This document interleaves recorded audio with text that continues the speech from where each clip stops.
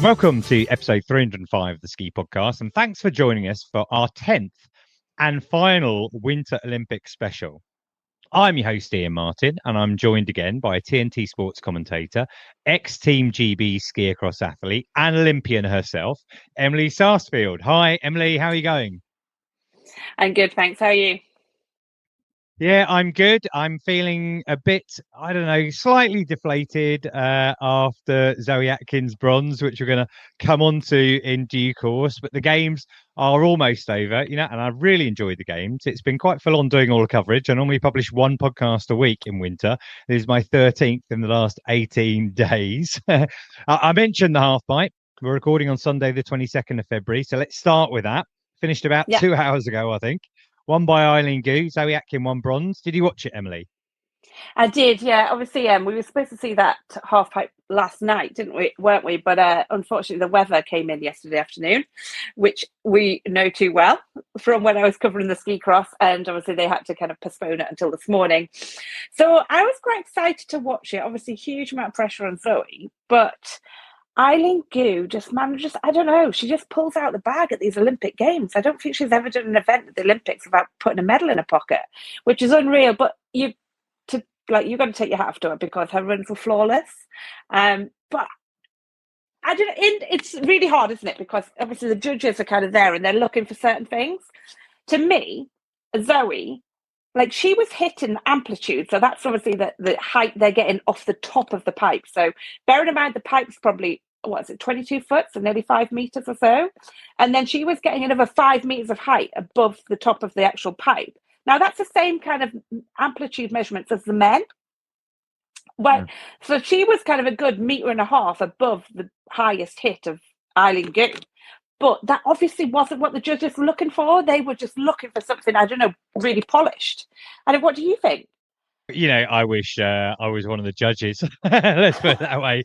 I mean, I did record that episode with Ed Lee earlier where he kind of explained how the judges, work and how they do their scoring. But, I'm completely biased. I'm going to put my hand up now and say I'm completely biased. But when Zoe put down that third run, I looked at that and thought, that's a silver. Could it even be gold? I don't really know. And then it came out and it was I think it was 1 mark less than, I'm sorry, the Chinese girl who got the silver. She did get a bronze. I mean, and, I was kind of living in this paranoia that she might end up being fourth, as they were going through everyone. It was disappointing in a way, but a gold, as Hugh and Charlotte got in the team snowball cross, and a bronze, just obtained by Zoe Atkin in the women's ski halfpipe, is GB Snowsports' best ever return at a Winter Olympics. And I've mentioned before, and we've discussed before, how important medals are for funding. I think that will be enough to keep UK sport funding freestyle. But I think those 3 fourth place finishes are going to sting for a while, aren't they, Emily? Oh yeah, no, for sure they are. And you never want the fourth place. Yeah, you want one of those medals, don't you? Especially at the Olympic Games when it's every 4 years. But I mean, amazing that Zoe did actually get herself on the podium, which is unreal. I mean, the pressure at that kind of level of competition is huge, isn't it? And then I know you don't like to talk about too much, but we've got to mention the curling guys, don't we? Well, I have to admit that despite my antipathy to curling, I did watch it last night. I was all queued up to be watching the women's ski halfpipe, which was obviously postponed, and it was on, and it was a gold medal match. I actually watched it with the commentary off, just kind of observing. And it's the only curling I've watched, and you learn a little bit about the tactics and what's going on. And we did look up how you score and everything like that, but I don't want to focus on curling. I want to focus on the snow sports events. Let's talk about the men's ski across. I watched that yesterday on TNT Discovery Plus, enjoying commentary from you and Ian Finlay. I thought that was a fantastic final, and I'd like to come back to that. But I wonder if you could take you back to the semi, because in that semi-final, and you're going to have to explain this to me as a relative layman, but Ryan Reges, I think it is, from Switzerland. Yeah, he basically blocked the German guy, Ronek, shoved his elbow into him. Neither of them qualified for the final. And they didn't show it on screen, but when he got to the bottom, Ronek was clearly extremely pissed off. And Iain said in the commentary he hadn't seen an incident like that for 10 years. What we saw in the ski cross yesterday was a pretty difficult race. So the weather came in at about the quarterfinals and it really changed the competition. And it basically became a competition about weather, and luck played a huge factor in it. What Ryan did, obviously he knuckled a jump, so he didn't carry the speed and allowed Tim Ronek to carry more speed into that turn. Now, Ryan essentially, he's not normally this kind of guy. He's not normally the guy who would do foul play like that. But yeah, he put his arm across him, and you're not allowed to do that. Like back in the olden days of ski cross, people used to do that kind of thing. They used to kind of like stake their skis out to kind of knock people off balance, and they used to see some elbows kind of blocking and stuff, but it's not allowed now. And a few years ago they put in these rules of the warnings and the yellow cards and the red cards, and the whole idea of that is to kind of obviously to prevent any foul play. Now, because of that complete block, what he did on Ronek, I thought it would have been a red card, because that to me was completely on purpose. I mean, it was just, you're in the Olympic Games semi-finals, trying to get to the final, trying to get a medal. This guy was the gold medalist in the last Olympic Games. So he's probably unconsciously done it, but he has done it, and it was foul play.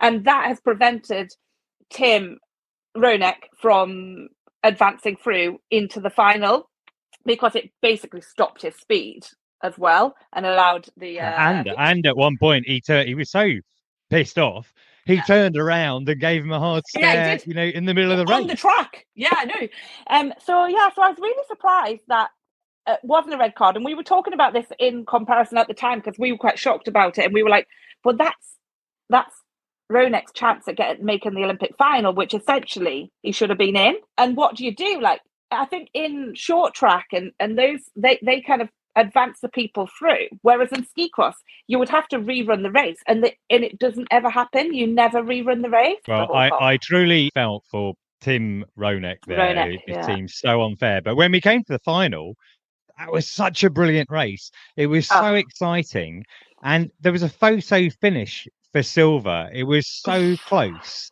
And, listener, if you haven't watched these, they're so easy just to track back and rewind and watch them, as live. The difference between silver and bronze, to me, looked like it was about kind of 5 to 10 centimetres, something like that. Not even. It's like literally, it was half a finger length. It's absolutely crazy. Obviously, I'm a little bit biased here, but I absolutely love Alex Fever. I know him well because we used to race together on the circuit, because he's actually 40. Like, I really wanted him to get that silver medal. He obviously picked up the silver in the last game, so I would have loved him to win, don't get me wrong. So unfortunate. But yeah, Tomasoni managed to literally half a finger's length on the finish line. But I think that's the exciting thing about ski cross is the photo finishes you get in ski cross. I mean, I don't know if you recall back to the Sochi one where they all crashed over the line, and for me it's the most impressive photo finish you're ever going to see in sporting history. But yeah, I think that's the exciting thing about it, is it literally comes down to fingernails. It was a tough one yesterday for those guys. The weather came in and it was really quite heavy wet snow, so it was really sticky snow, and they were having to skate around the turns. Now, had that been a World Cup and not the Olympic Games, that would have been cancelled. It wasn't showcasing the sport in its best light, because it became about a bit of luck. They were launching themselves off, like popping the jumps to make the distance as long as possible, and still weren't making the distance. Now, that's when it becomes really dangerous. Those heavy snow conditions definitely slowed them down, and it did change it, but it didn't change the fact that it was an extremely exciting final. Now, I've got a question for you, Emily. Do you happen to know it was Simone Dermodis who won the gold there? Do you know how much he earned by winning that gold medal? Oh, I had a little look at this just recently, because it goes against the Olympic Charter almost, because the Olympics is supposed to be kind of like unprofessional competition. I think it was something like, is it Slovakia or something? Like they're the highest paying for Paralympic Games, but you're going to tell me exactly how much he earned for that one. Well, you may have read the same article as me. He earned £150,000 roughly for winning that gold medal. And the Italians aren't actually paying the worst. Singapore, who I don't think won any gold medals, would have paid $500,000. Yeah. But, there are only 3 countries that don't pay for a gold medal. So Hugh Nightingale and Charlotte Banks won the team snowboard cross gold medal for Team GB, and they won nothing for that. And the other 2 countries are Norway and Sweden as well. So we can claim that we can keep that Olympic ideal alive. Now, they did get a gold medal. And Zoe has won a bronze medal. We've already said it's the best return for GB Snowsports, skiers and snowboarders on snow at a Winter Olympics. So what we're hoping is we're going to see a payoff there for British snowsport in general. And just at the end of the halfpipe, I was watching on BBC, and this is what Tim Warwood and Ed Leigh had to say about the potential legacy for the sport. We have an incredible network of dry slopes, indoor snowdomes and ski resorts across Great Britain and Northern Ireland. So there's no excuses. There's lessons and slopes close to you. You need to get in there pretty quick. If the same thing happens after these games that we saw after Jenny's medal in Sochi, everything gets booked out for months on end. It'll be September before you ski it. But we talk about this a lot. It has the power. We've built lives around snow sports, and yeah, you can go and you can become an elite level athlete. I think these days the level is so high. The reality is that families have to make sacrifices. You would have to move out to the snow when kids are relatively young to give them the snow time that they need. But there are so many other jobs within the industry, and it's an amazing community. There's a flourishing snow sports industry in the UK, and I always say that it broadens your horizons, literally and metaphorically, when you get up into the mountains and you see what's possible. And I think even if you don't end up working in these industries, it's one of the few areas where you can take a family. And I do this with my family still. I have my parents and my kids with me. We're 3 generations out on the snow, doing the same activity and enjoying ourselves. We all get something from it. And as a family, you spend the day together. And I absolutely love that about it. I think it's one of the most unique things. Yeah, just to add to that, go put ski slope into your search engine and you'll find one not too far from you. It'll surprise you how close there is one to you in the UK. And just go and book a lesson. Go and give it a go. And it'll probably really hurt to start with. No, it won't. But then after that, you'll be totally fine. So what do you think? Do you think this can help drive up interest in snow sports in the UK, Emily? Yeah, well, I really hope so. We saw after the curling medal in Beijing, was it? I know I've gone back to curling, but it basically you couldn't get a curling spot in a rink for months, like 6 months or so. And the same with Jenny Jones's impact after Sochi. It was loads of people were taking up the sport. And I just really I really hope that your Dave Ryden, he started on the dry ski slope. He's got himself on World Cup podiums, being one of the best ranked in the world off the back of skiing on our dry slopes, which is exactly what Ed was talking about. There's a huge network of indoor domes and dry slopes absolutely everywhere. And you don't often know they're there, but there's many around the UK. So yeah, I really hope it does kind of inspire some people to just give it a go. It might not be that they want to be an athlete and make that their career, but it certainly is something fun. And I just love being in the mountains. There's a little postcard I've got. If you're lucky enough to be in the mountains, you're lucky enough. And even just kind of that experience is amazing for me. Well, we're coming to the end of the games now. It'll be the closing ceremony tonight, I think. Will you watch closing ceremony, Emily? And also, second question to that, did you go to the closing ceremony when you were at the Olympics in Pyeongchang in 2018? Yes, I'm going to try and watch the closing ceremony out there. And yes, I did go to the closing ceremony in Pyeongchang. It was amazing. It was a real celebration of the fact that you've been there, you've competed at the Olympic Games. There's only a handful of people who get that opportunity to get to the Olympic Games, and especially for Team GB, you're a very select number. So just the honour of representing your country at an Olympic Games was huge. The pressure releases and you're at the end of the Games, but it's also a little bit of an anticlimax because you've had this amazing experience, and then you're leaving. Probably, I mean, ski cross, for instance, they've got another race next weekend. Straight back into kind of the grind of the World Cup Tour and stuff. But what a games. It's been a lot of fun and really good to watch. And I've loved doing this podcast with you, Iain. Excellent. Well, a lot of those athletes, you said they're going to be going home as Olympians, for the first time. They'll have memories that will last forever. But there's something else that can last forever, and that's an Olympic rings tattoo. Now, I think I'm right in saying that you've got one, Emily, haven't you? There you go. It's on camera. Oh, yeah. Right now I'm interested. Is this one of the things that they offer in the Olympic Village? The athletes going around, there's like a tattoo artist somewhere in the Olympic Village who's there's not, but probably not a bad idea, actually. It took me about 3 years or so to actually get mine after the games. My parents were like, oh, you can't ever have a tattoo, Yeah. And Mum was still a bit like, oh, but Dad was like, no. She kind of deserves that. Like, that is, she's put a lot of grind in to get to those games. And so that tattoo kind of just reminds me of the tough times and actually eventually managing to make it. But they do have many nail studios in the Olympic Village, so you can that's why everyone's nails look perfect when you're there. You can go and get your nails done every other day with whatever flags or whatever pictures you want on them.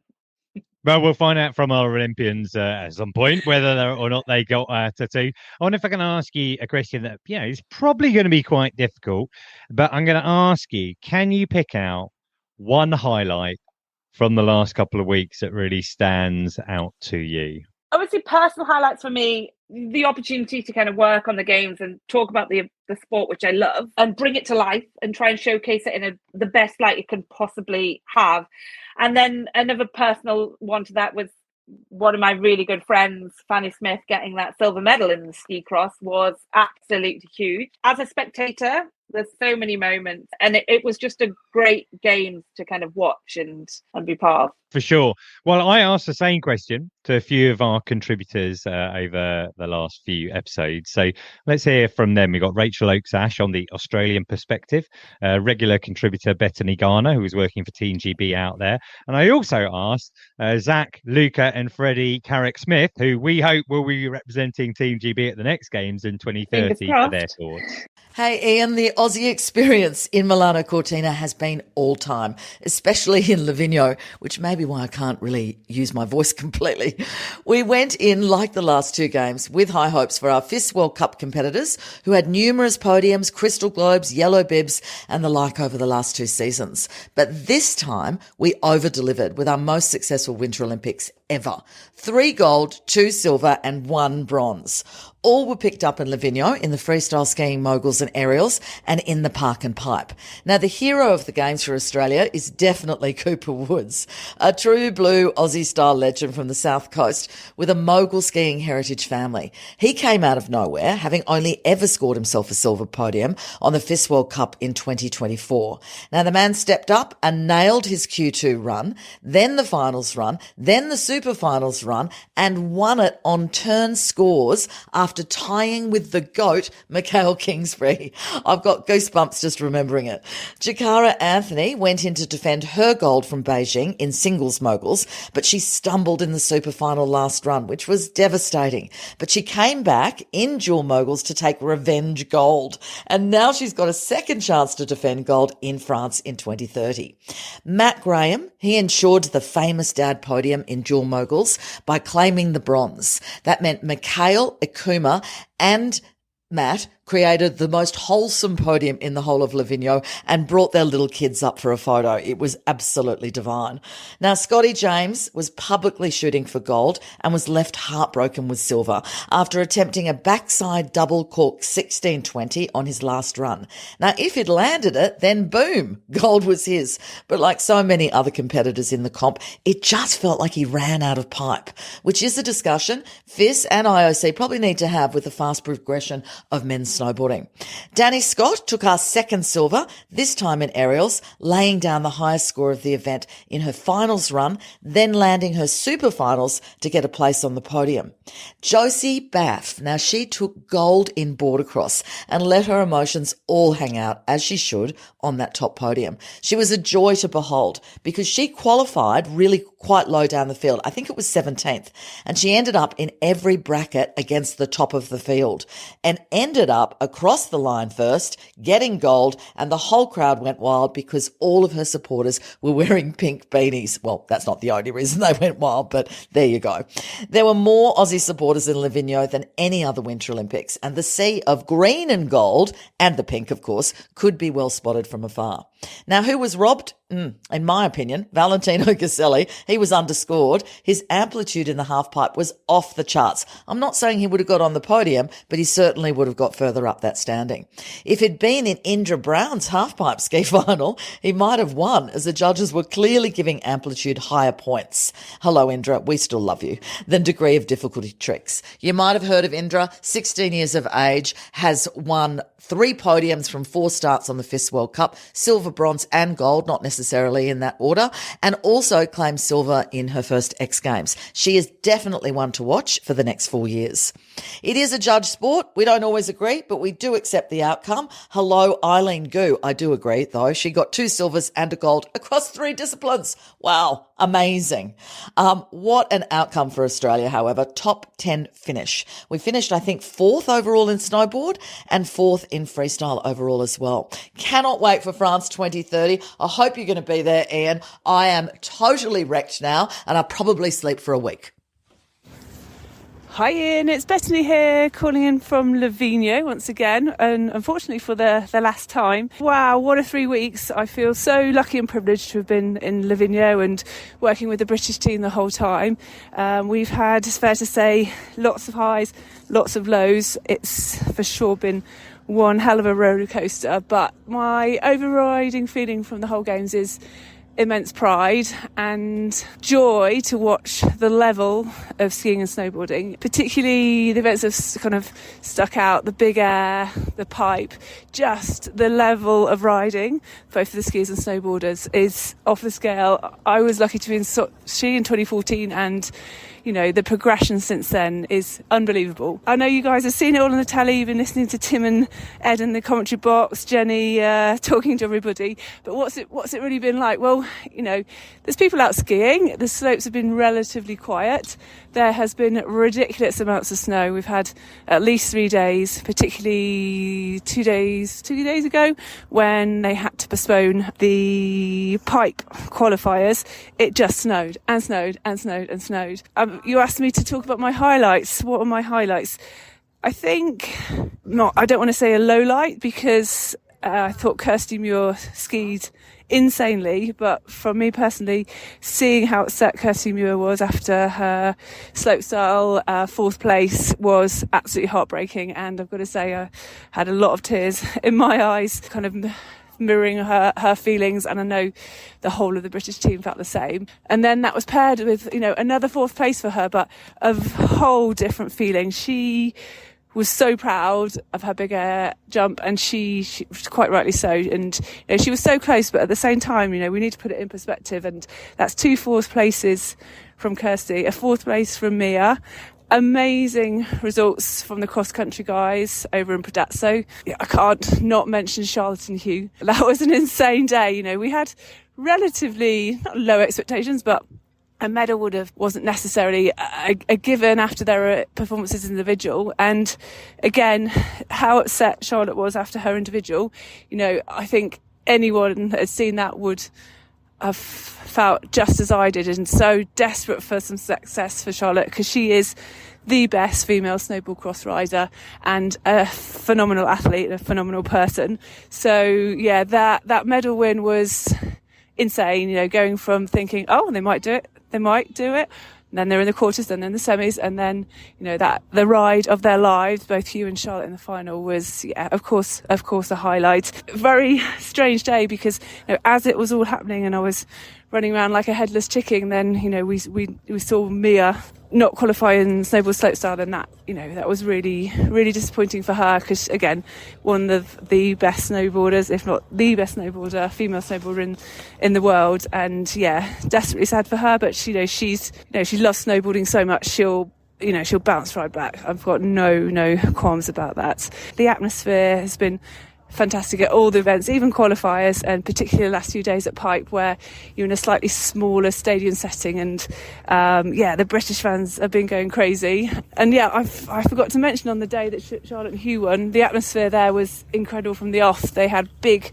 sets of family members and other British supporters, and when they started singing Sweet Caroline, that was really cool, really cool moments. So I think everyone has enjoyed it. I hope everyone who listens to the Ski Podcast has, and I know that Iain, you definitely have. Thanks so much, Iain, and I will speak to you soon. Ciao. What's up, listeners? It's Zak Carrick-Smith here. Thought I'd give you guys some of my thoughts on the Olympics these past couple of weeks. I'm going to start off with the speed events. On the men's side, it was amazing to watch Franjo kill it with his 3 gold medals. That was cool. And Odermatt, a bit upsetting.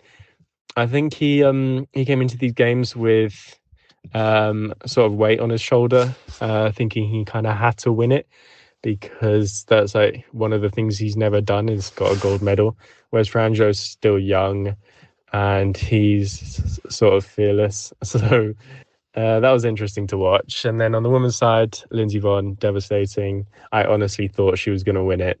But I mean, I guess that's sport, isn't it? If you're not going like she is, I mean, you shouldn't really be in it.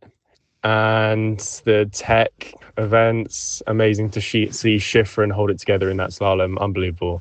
Then the men's GS, Brathen, crazy first run. Amazing he held that together, because the pressure at the top would have been pretty unbearable on that second run, the GS. Of course, that slalom, that first run, I've never seen a course set quite... I mean, I've seen a couple of courses set quite as tough as that, but for the Olympics, I was impressed with how tough they made it. And it really shows the ones that got down had the skill, isn't it? And then, of course, another devastating moment was at Leigh's second run. You could see straight away that he was nervous, and like straddles like that, in my experience, happen when basically you're scared of straddling.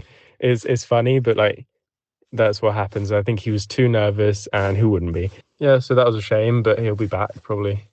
Feel like he could win it in 4 years. Super exciting, and hopefully in 4 years I'll be there. Thank you, guys. Hey guys, it's Luca Carrick-Smith here. Throughout the Olympics, the last few weeks was very exciting. Saw some very good skiing, especially for me in the tech disciplines. It was very exciting to watch the British team be racing at Dave's last Olympics.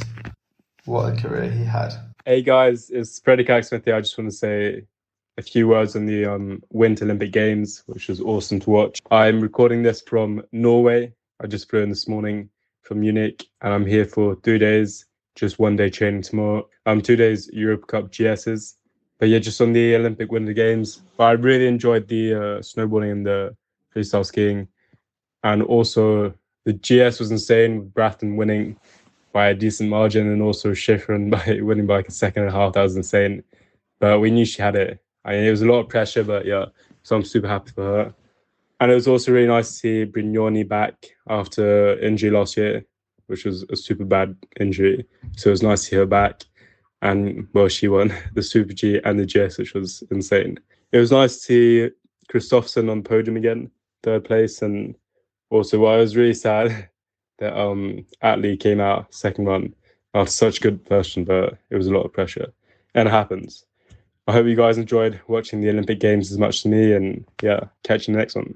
Bye. That's it, really, for these Winter Olympics. If you've enjoyed this episode, I'd love to know. You can leave us a message on Spotify, Instagram, or Facebook. Our handle is @SkiPodcast. Or you can drop me an email to theskipodcast@gmail.com. And if you're booking ski hire this winter, don't forget you can get an additional discount if you use the code SkiPodcast when you book it in sportrent.com, or use the link in the show notes. Now, I will be back in episode 306 next Friday. Our focus will move to Kitzbühel in the Austrian Tyrol and cat skiing in Georgia. But for now, I would really like to thank you, Emily, for joining me for all of these Olympic specials. I've really appreciated having your insight from an insider's perspective, someone who's actually been to the Olympics and knows many of the athletes. So really would like to thank you so much for that. No, thanks so much. I've really enjoyed it, and I really hope the listeners have enjoyed it too. Finally, listener, thank you for joining us wherever in the world you're listening right now. And until next time, goodbye.